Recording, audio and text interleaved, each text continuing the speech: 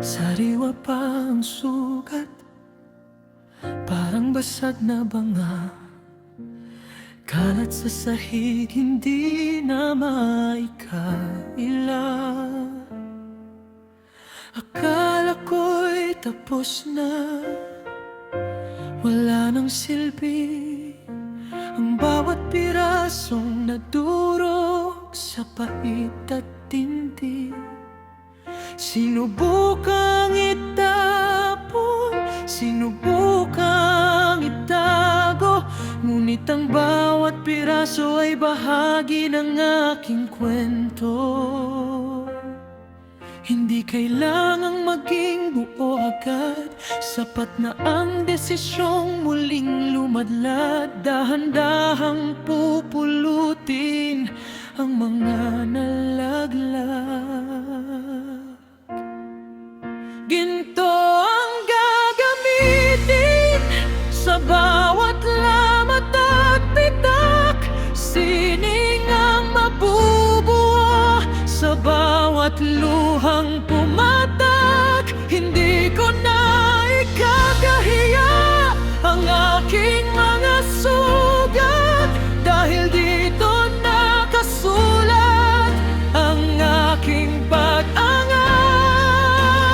Parang kintsugi, mas matibay, mas maningning. Sa gitna ng pagkabasag, ako'y muling gigising.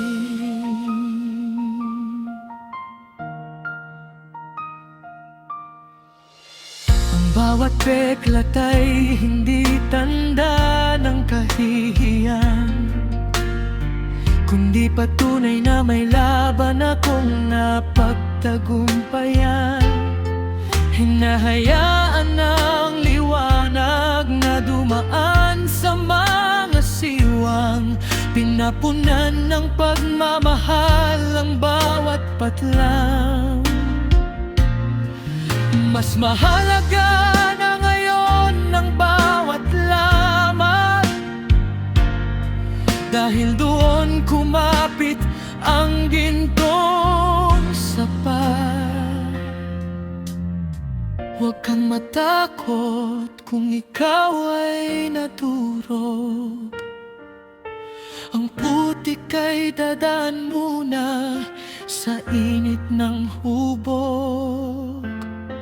Huwag kang mabalisa sa iyong pagkaantala, ang pinagagni-tagning puso ang may pinakamagandang mukha. Ginto ang gagamitin sa bawat lamat at pitak, sining ang mabubuo sa bawat luhang pumatak. Hindi ko na ikakahiya ang aking mga sugat, dahil dito nakasulat ang aking pag-angat.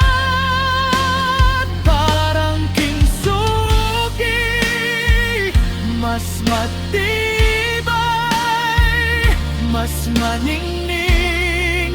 Sa gitna ng pagkabasag, ako'y muling gigising.